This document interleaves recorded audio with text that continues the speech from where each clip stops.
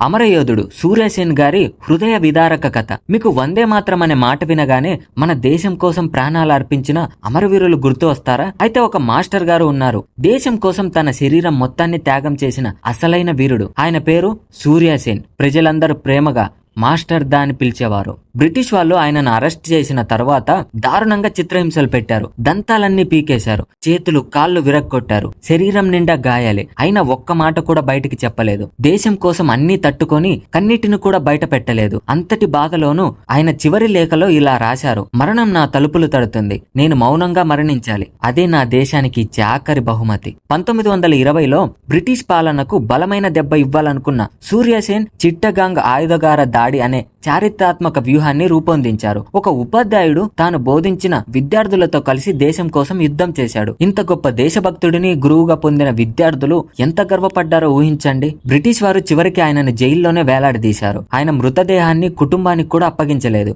ఎవరు చూడకుండా రాత్రి సముద్రంలో విసిరేశారు. ఒక దేశభక్తుడికి ఇచ్చిన అతి దారుణమైన అవమానం ఇది. కానీ ఆయన త్యాగం వ్యర్థం కాలేదు. ఆయన చూపిన మార్గం తరతరాల యువతకు దిక్సూచి అయ్యింది.